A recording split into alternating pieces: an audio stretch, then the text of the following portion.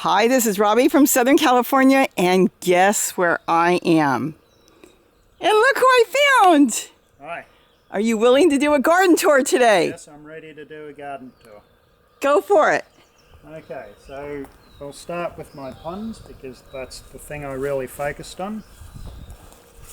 I've got my raised beds here that I set my ponds in, and I've been clearing this one out. This is my strawberry pond, and I've got a few different things in here. I've got some celery, I've got some lettuce, but it's mainly strawberries. I've some red Swiss chard too, but my strawberries are doing well. I did have some mint in here. I've been taking the mint out. The mint was competing with the strawberries, so I moved the mint over to another pond. It's got its own pond now.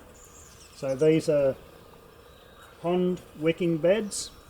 So I've got these smaller pools inside the larger pool, and this is pure wood chips. I just have pure wood chips here, and that's my food, my soil, and it's also the wicking material that's bringing the water from the outside to the plants. I have fish in all of my ponds. I have fish swimming around. I've got gambusia and rosy red minnows. I've got, these are walking onions, I believe. Garlic chives. I've got red vein sorrel. Now, I don't have any bugs in here. I don't have roly-polies. I've got a few fruit flies coming in to get the fruit that I put in there. I wanted to trap a few roly-polies. I got a couple small ones in. I want to make sure there's no bridges, so anything that falls over I just remove, and that way this is bug free. So that's this one here.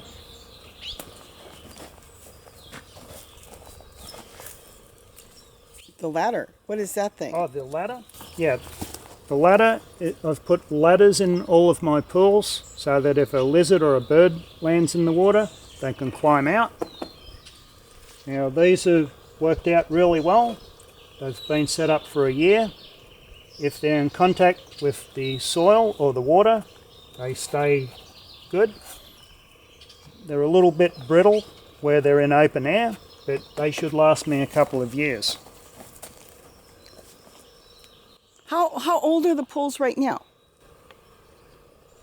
These ones here are a year old. I put them in last year. Okay, so they're not new anyway, so they could go another couple more years. Yeah, they'll go for a couple more years. So around this, everything I plant in here, I have a permaculture garden. So Robbie's garden in permaculture circles would be considered zone 1. This would be zone 2. It takes me a minute to walk down the stairs to get to my garden. It needs less work and I don't have to come down here every day. So I've got everything just planted together. I don't do companion planting. I just find a spot, put the plants in, and away I go. So this is Nepeta. That's catnip. I make tea out of that. I take pieces of that off. I've got some asparagus coming up here. I've got sweet potatoes. Got dinosaur kale, it's flowering. I've got a few different plants in here that I've put in. Just if I see a spot, I'll just drop them in. I did have some dragonflies. I had a dragonfly leave this pond a couple of days ago. The hair algae, I'm leaving the hair algae in there because the dragonfly nymphs or the young dragonflies can live amongst that and the fish won't bother them. So I'm expecting to see a lot of dragonflies come out of this pond this year. I know there's mud eyes or dragonfly nymphs in this pond because if I pull the hair algae out, I'll find them in amongst the hair algae. The fish can swim through the hair algae. They don't like doing it. The dragonfly nymphs can just crawl anywhere, so they're protected by that.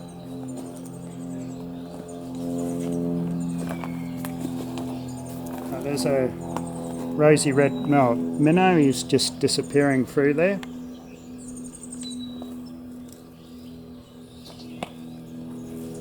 I've got my celery. It's not celery, it's parsley growing here. I've got parsley here. All the tops of things that we eat, I cut off and I replant them. So I've got an area here where I've been replanting onions and daikon radish and beets.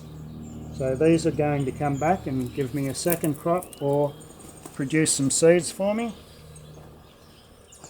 Got the sow thistle that the goldfinches feed on, and I think that covers this pond. I've got some taro coming up too now. That's in the pot there. I see I think you've got sweet potato growing all through here? Are these little sweet potatoes coming up? Yeah, these are sweet potatoes coming up. I've got sweet potatoes pretty much everywhere as a ground cover. And I really like sweet potatoes because they don't compete with anything else. They produce the tubers, but they don't interfere with the growth of other plants. So I like having the sweet potatoes growing. By summer they'll cover the whole ponds. They'll just go crazy and they'll go everywhere. You've got a lot of plants in here. I mean, a lot of different food plants I'm looking through. These are all walking onions, or do you have... Yeah, these are walking onions. These are all walking onions that I got from your garden. Because you also plant onion tops when I buy from the store, and they grow. Onion tops. Some of these that have come up in different places have been from onion tops. And do you plant the bottoms too? Do you plant them both? Plant the bottoms too. I can't see a good example of that here, but some of these are coming up from bottoms. Like here's a beet bottom that I planted. It still has the roots on it. You plant the tops and the bottoms. Tops and the bottoms. So I know beets will come back and you'll get double or triple roots on them. This one here is my original pond. I'm using it as a nursery. I planted some lettuce in here, but a lot of these other plants are coming up from seed and cuttings. That's lemon balm. I got some lemon balm from you, when was that, last week or something? I planted those in there. I planted some canna edulis seeds. I separated some of those off and they're flowering, and the hummingbirds are coming in and feeding on these. I've got more taro coming up. I've got Malabar spinach seeds coming up, which I figured I would, since this is all Malabar spinach that survived through our winter, and it's dropping seeds everywhere and it's still producing leaves. It's got a little bit of cold damage. I think these spots are from the cold. It's not from frost, but it gets cold, and I think it doesn't like low temperatures. I've got a lot of different things planted around here that you can't see just yet. I've got two types of turmeric. And this one's flowering. This is one I planted. I got from you the other week. The chamomile. Chamomile. Okay, so you got... Yeah, I was trying to think what it's called. That's chamomile.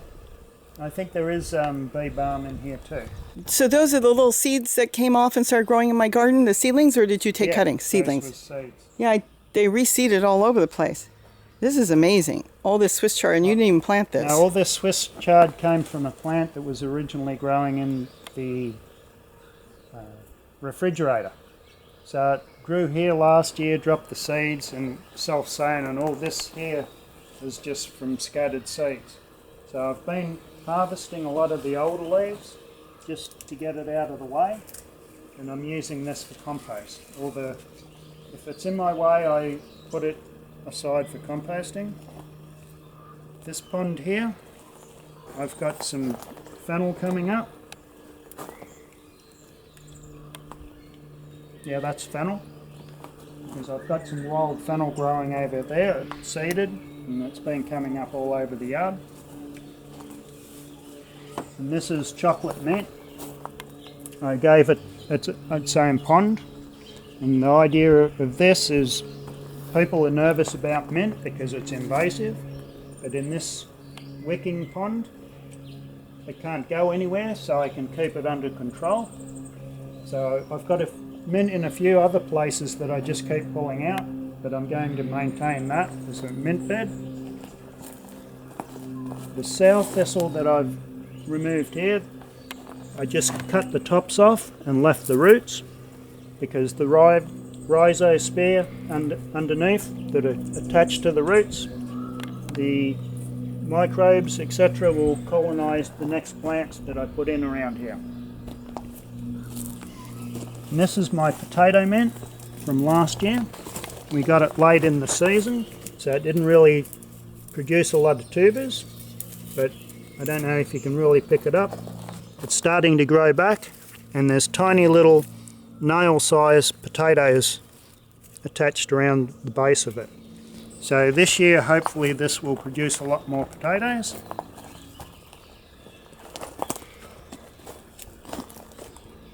And I think that's pretty much it. With Well, what is that? This is the same thing. Is this the potato? Yeah, that's potato mint. It's got a few little tubers down there, and this stayed alive over our winter. So we're in USDA zone 10A, sunset zone 23, and this will survive over winter. If it was in a more protected spot, I think it would have done better. So it died back a bit, but it's still alive, and it stayed alive over winter. Okay, I have a question. That one died back, and this one stayed alive. Is it warmer in this spot? Yeah, it's probably a little more sheltered because we're just a little further in from the surrounding air.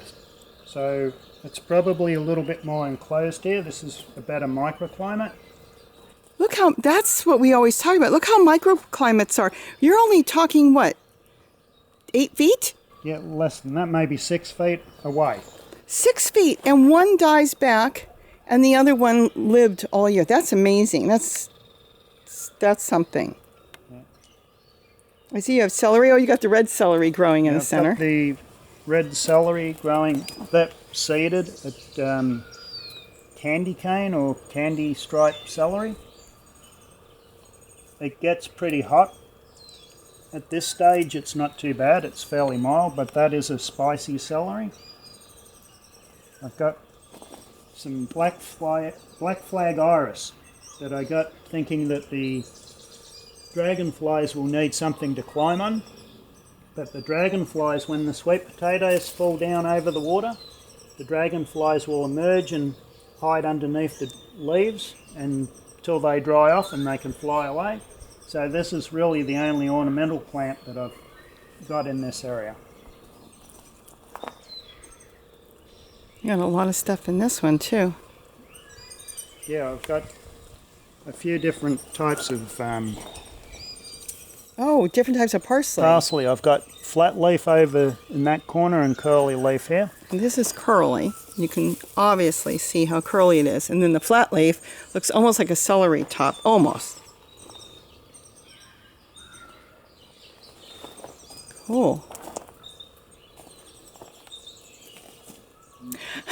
I'm sorry. Every time I look at those plants behind you, they bust me up. They're bigger than they were when I came down last week. Yeah, they're really taking off. What is causing them to take off and be so big? Well, the weather's warmed up and it's their growing season, I guess. They're like a blanket. They're so big. Yeah. Okay, so you want to talk about the rhubarb? Well, the rhubarb, we can grow rhubarb in Southern California. And I know some people don't think we can because it comes from Siberia and northern China and we're too warm to grow it. But this did not die off over winter. My dad's in Australia, he's in the equivalent of zone 9A, 9B. He still grows it. The problem with it is the heat. So in the summer I might have to put some shade cloth down because it's got such massive leaves it'll burn in the sun, but it's fine in our climate. This one is called Victoria. This variety, I bought it as Victoria. And I haven't harvested any yet, but April, May apparently is the good time to harvest rhubarb in the Northern Hemisphere. So these have got really good stalks on them. The leaves I will compost. Yes, there are toxins in the leaves, but everything breaks down. Nature doesn't leave toxic piles of anything, so they will break down. But you harvest the stems, you cook them up with sugar, cut them up, cook them with sugar, and oh my gosh, look at the size of the stems. Look at the size of the stems. Yeah. I have to ask you something. You've got 2 plants, right? I've got 3. All right. Obviously, you got a microclimate going on there or something. Oh, maybe that one's getting roots to it. Actually, this one was planted maybe 2 or 3 weeks earlier. Okay. And where I bought them from at CPG, people don't know what they were, so they were root bound when I bought them. So they end up bringing them out, and there's not a big market for them, so they end up getting too big in their pots. And I bought some from CPG. No, I bought this one from CPG. I went back and bought, there's one there and one down the other end. I don't know if you can... Well, when we walk over there, we can see it. Now, what did through here. Oh, you want me to walk through now? Okay. Somehow, it's like a jungle. Yeah, these are my broad beans or fava beans. I was just going to ask what they were. Look how beautiful. Yeah, they got a nice flower to them. And these are the beans that I'm growing. Oh my gosh. Some I'm going to let go to seed, but you can break them off at different ages. You can eat them raw, cook them, and later on, like some of these get massive, like this one here. This, you'd break the pot open on this one and cook the beans inside. When they're small like this, you treat them like a green bean. You can chop them up. Can you eat them raw? You can eat them raw, yeah. They're a nice legume. They also fix nitrogen around their root zone. Look how they grow. They look like they're unwinding. It's like it's going to unwinding. That is so interesting. Well, that's kind of this Well, it's not it. No, You've got more beans there. yeah, I've got more You got your beans stinging there. nettles here that you make tea out of in the morning. Yeah, I've been harvesting a lot of the stinging nettles. The stickers go in the direction of the leaves, so as long as you're pulling them that way, you shouldn't get stung. And I'll also hold the top and harvest the seeds, and I'll put this in my tea. I'll be harvesting some of these to dry them later. You've got a box back there. I've got a wren's nest here. I've got one on the other side of the yard, my garden, and right now they're nesting in the rafters. Oh, So they'll do succession nesting. When they're finished with that nest, they won't reuse it, they'll move into another one. So if you're going to put up a wren's nest, put up 2, so that they'll nest in one and then nest in the other. And that way they'll have that will encourage them to nest in the area, because they don't like finding one place and then having to travel, and that'll keep them in your yard too. So my artichokes, I know some of these need to be harvested. This one here is starting to turn into a flower. I might harvest it now. ooh, artichokes for dinner.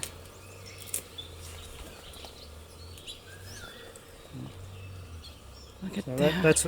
it should be bunched up a little more. I'll take a couple more off later, and that'll get it to reflower. Anything you want to talk about here, or do you want to go through the other side? We'll go to the other side. Well, potatoes I guess are worth mentioning. I've got potatoes coming up all over the place. These are Russian bananas. They're a little fingerling potato. And I've just had them growing pretty much as volunteers for maybe 3 or 4 years, but everything eats the leaves, so I don't really get a good crop, so the leaves get chewed up. I'm going to try growing potatoes a little differently this year. But the leaves turn into compost. Is that sprouting broccoli? Yeah, What is this? I think this is sprouting broccoli. I got that out of your garden. Oh, I'm going to have to take some cuttings. Okay, I'm taking that one. Oh my gosh, they're so sweet. You're going to have to bring some up for Kitty. Oh, that's our Yorkie. Oh my gosh. So that's got to be an old plant, right? Oh, it is an old plant. You didn't want it in your garden anymore, so I just dug it up and transplanted it down here. Yeah, I've got a lot of these barrels that I cut in half. So these are purple bunching onions. Again, I just cut them, harvest them, and replant them. So these, I'll come along, I'll chop the tops, and they'll come back and grow again. Wow. Definitely will be coming back to do some cuttings. I've done cuttings off of it and they do really good. I like the way this one's growing. This is the perfect way to grow. It's just the whole top has got all these broccoli pieces for stir fry and salads or just snapping off and eating them. That is really good. I will come back and get some. Oh, look at how red. Look how red. So you got all kinds of Swiss chard through here. Green and red and the green and red. Yeah, I've even got some orange stemmed ones scattered around somewhere. And then tree collared. Green tree collared here. Yeah, these potatoes here are starting to come back up again, but these are the Russian bananas. These ones sitting on the top I'm going to use for seed potatoes, but there should be some edible ones down here. Okay, so these little ones I can bring up and we can eat those. Oh, wow. So the ones that are turning green, they can be replanted. But I'll grow my potatoes in barrels and tubs this year. That way they won't get eaten as much. So I've been putting these in as hose guides too, so I can drag the hose around without smashing my plants too much.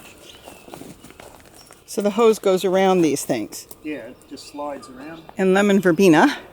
Yeah, my lemon verbena is doing well. It's starting to come back again. The leaves didn't really fall off, they just stopped growing, and now they're starting to fall off. Along here I planted some purple tree collards. So I'm going to make a bit of a hedge with a walkway with purple tree collards, and I'll be able to suspend them from the rafters because they do get tall and topple over. I didn't do that with the green tree collards. I did that with one.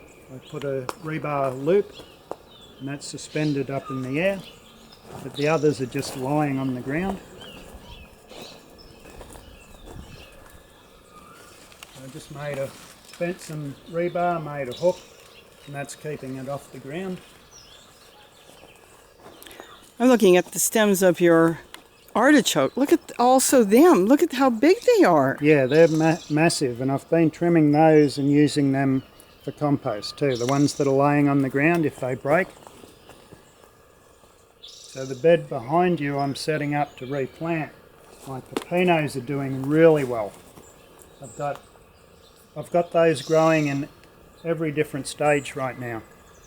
So my pepinos, the original ones, I got some fruit from a grocery store Robbie got for me, and I started them from seed, and now I've got all these in different stages. I've got fruit pretty much year round. They're flowering again. I've got different coloured fruit. Some of the fruit are a green colour and some of them are striped. and none of the fruit are producing seed. So I'm just propagating them by cuttings at this point. And when we get back to the pond, I'll point out some cuttings. I'll follow you. Oh, we were going to talk about the onions. Were you going to say something? These are real onions, right? These are real onions. Do they get flowers? These are the ones that I brought the sets at Home Depot. And instead of growing bulbs, they went to seed. And they didn't look so good when I brought them home. They looked almost like they were from last year's stock. So I don't know whether they were old or what the story was with them, but instead of producing a bulb, they went straight to seed. And I believe these are white onions. So I'll collect the seed and start again next year.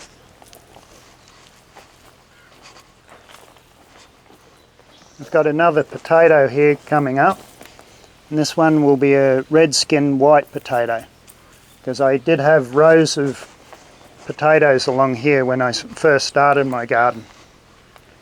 Before I went permaculture, I used to do some rows. More pepino? More pepinos, yeah. Yeah, this one doesn't have any fruit on it right now, but it is flowering again.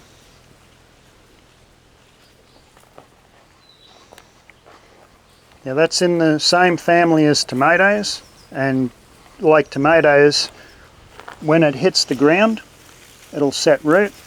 So these ones here are setting root. All it needed to do was hit the ground, so I could cut that and move this wherever I want, and that'll get it out of my pathway.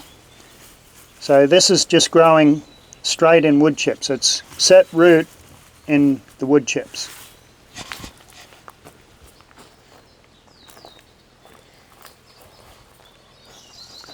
And this is my original pond. I started to clear it.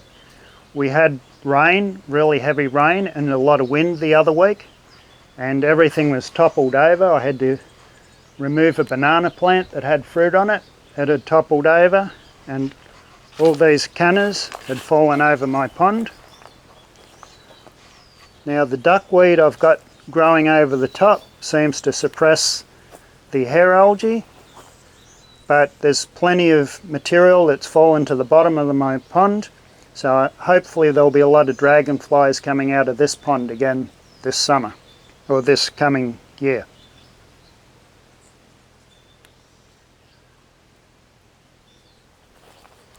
What is this? That's water celery. Okay, I was going to ask if it's celery. Yeah, it's water celery. Apparently it is edible, but one of our viewers said that it's more of a medicinal plant. Okay. And this isn't in the pot anymore. This, if I grab that, it must be underneath the pot, that one. So it came up like from seed or roots on its own? From roots. See, this one is that. set root. It's set root and just floating. In the ground, in the water. So the roots there are in the water. It's growing underneath that pot. Okay.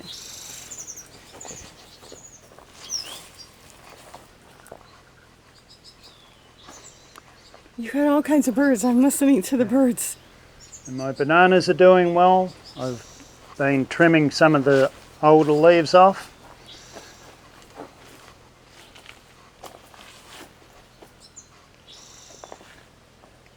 And over here I've got the orioles nesting again.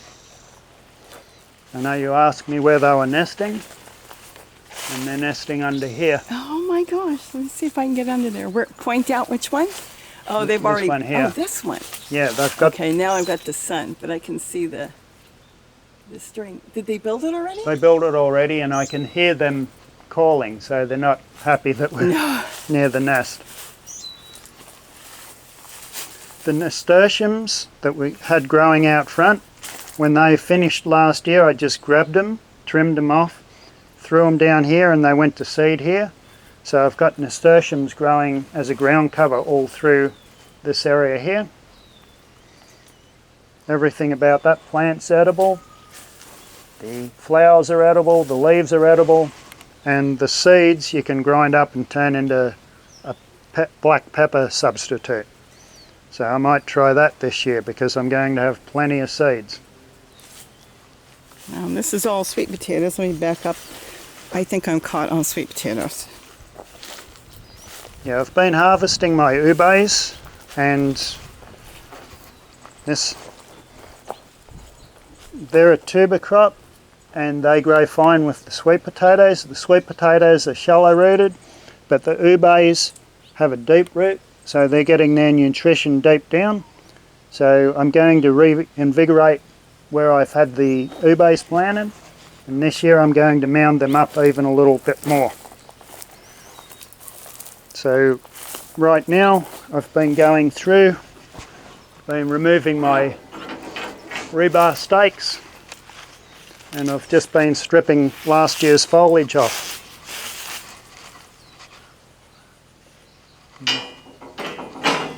And it's all cleaned up.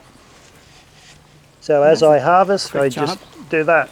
That's a real quick job. Yeah, it is a quick job. Did I do it too quick? So all this that I'm looking at is all sweet potatoes on the ground that's green, right? Yeah, this is all sweet potatoes. Mostly there's two purple varieties here. There's Purple Delight, and there's a Hawaiian one which doesn't do as well, and that's called, I can't think of the name. Anyhow, I've got mainly two purple varieties here, and I've got a white flesh variety as well. But as I dig them up, I'll find the varieties. So this here is a Purple Delight, and it's starting to regrow. So I'll start pulling slips from this one, and I'll also do some vine cuttings.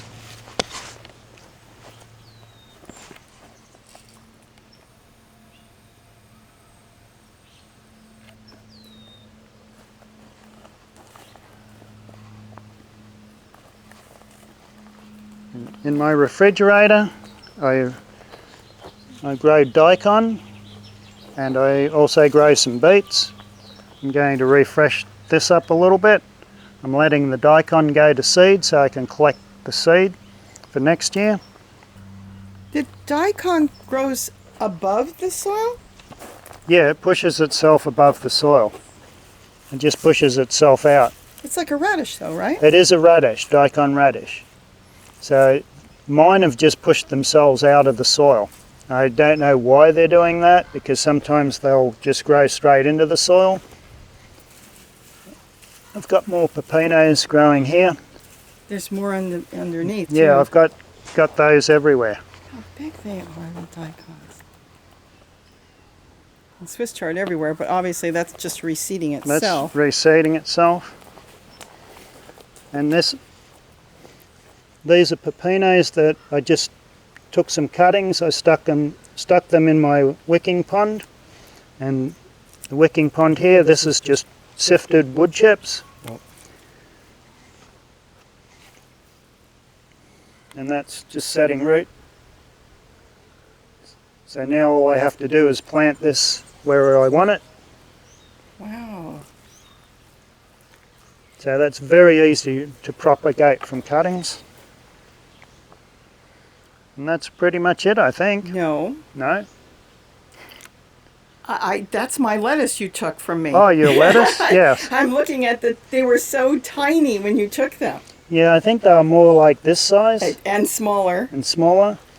Yeah, these are growing in straight wood chips in my wicking pond bed. And there's a Malabar spinach seed that's come up. It's still got the seed attached to the top. Look at that. Look at the root system now. They were teeny. They were like your pinky nail. Yep. There's even worms in there. Look at that. Wow, it's really taking off. That Yeah, would be nice. and this is what I like about this system. All I have to do is focus on the water. I don't have to worry about watering them. Lettuce like water. And this the wood chips have broken down enough that they've got all the nutrition they need. So it's a self-contained system. And I'm pretty excited about the lettuce because that is starting to take off. I may set up a pond just for lettuce, and because it's got the moat, nothing can get to it. So it's protected from any sort of pests. Wow. Yeah, because I haven't even paid attention. I know they were about that size, if not smaller. Wow. Really cool. What is this? That's pepino. Oh, more pepino. Okay, so these are the stems. Yes, I'm pretty sure that's pepino. I don't think they're they're not tomatoes. No. Yeah, that must be pepino. I keep sticking all sorts of branches in here. I've tried a few different things and some's worked, some hasn't. So I can't always remember exactly what I've put in here. Is this a good fig or is this a bad fig as far as eating, or you don't remember? That is a good fig. I see the hummingbirds feeding on the cannas over there. And now they just it's took off. It's going to take off. Yeah, I've got 2 figs in here. That one's a good fig, the other one's not so great. So this one you leave. This one I leave. Beans up there might be interesting. Yeah, I could put beans. Could use it like a trellis. Wow. And the beans would grip onto the rebar as well. Wait, see, you're too quick.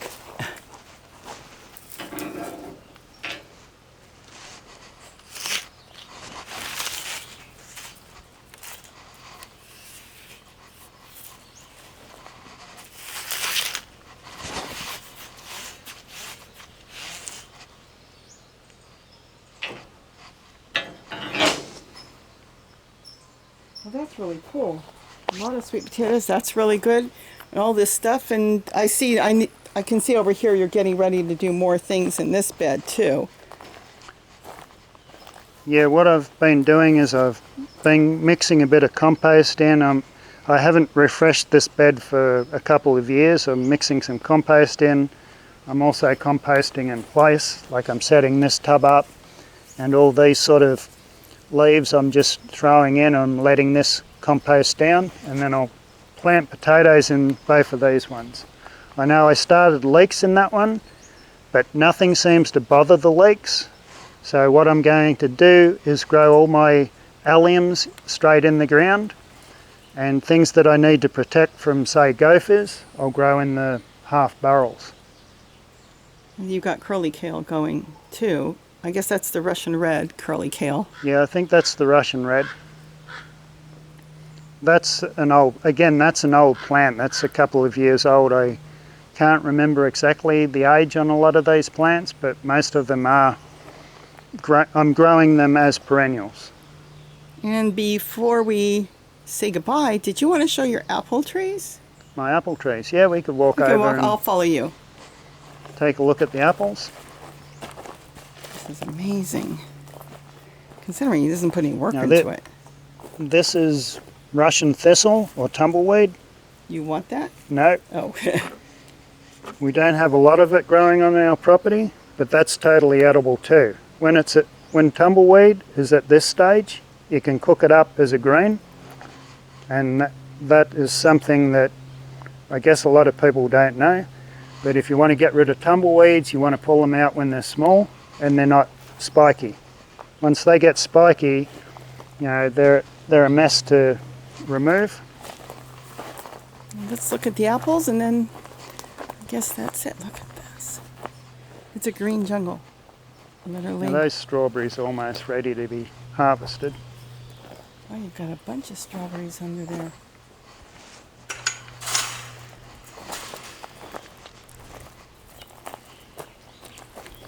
Okay, so the deer have been taking my apples out pretty much every year. So my apple trees should be 4 times the size they are. But this year, because I had more time on my hands, I decided to make a makeshift fence around it. And I've also planted one of those plants. I can't think what it's called. Oh, it's a curry plant. Curry plant. You took that out of my garden. Yeah, I took the curry plant out of Robbie's garden. I planted it in here. Hopefully that'll produce a scent and throw them off, and they won't be drawn into this area. But I need to get a fence around this and get it set up better. But for now, this is going to work for this year. And a lot of these apples have already set fruit, and I'm happy that this year I might be able to get more apples. Let's see. I think you, yeah, okay, you did both of these here. Yeah, you've got a lot of flowers. Cool. Yeah, my garden's up there. That's my garden. That's why I don't come down here. It's a big walk. So is anything else, or you think that's it? Yeah, this is my, well, yeah, I guess that's pretty much it. There's more things along growing on the outside. This is strawberry papaya. The leaves are a little yellow. They're more tropical, but I've made up some nettle tea, and I'm going to start feeding it. So this is basically stinging nettles put in a bucket of water and allowed to rot down. So it's going to smell a lot. It's anaerobic. It's anaerobic composting, but you know, it's going to work. And what is this thing that fell? Is this asparagus? That's asparagus. Oh yeah, I've got plenty of asparagus coming up all over the place here. The asparagus don't go dormant. A lot of the asparagus here don't go dormant. I've got a spear coming up here. Oh my goodness. So these are purple passion.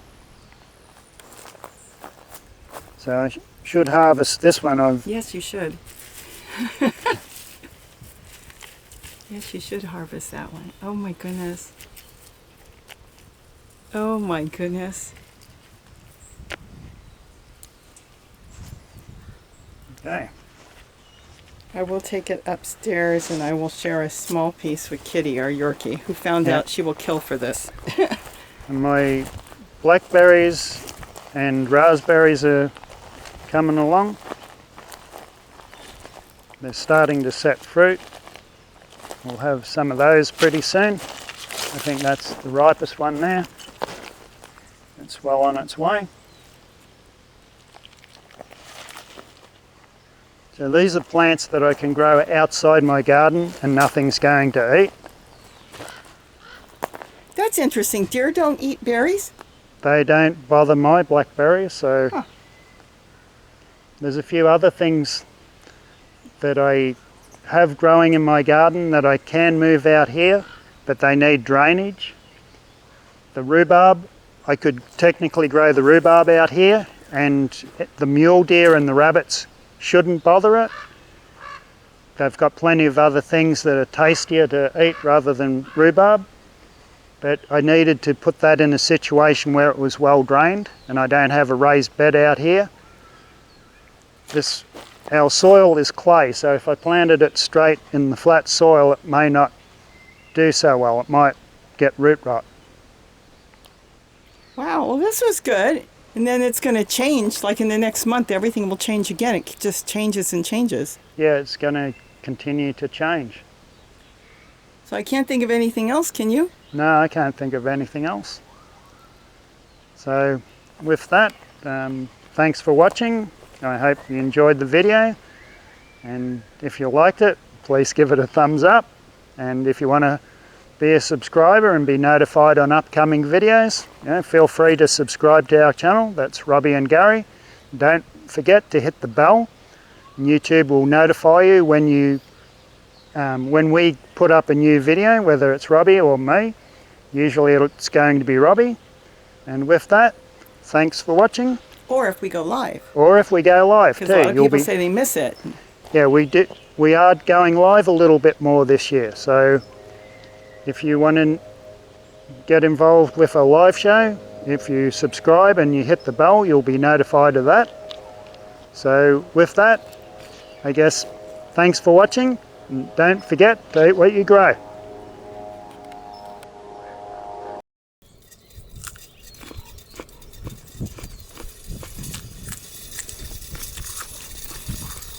Mmm.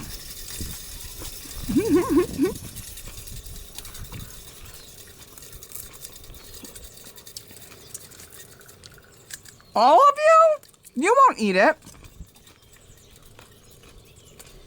No. How about Jack? She still doesn't know what to do with it. Oh, Kitty wants it. Did you eat it, Lulu? Here.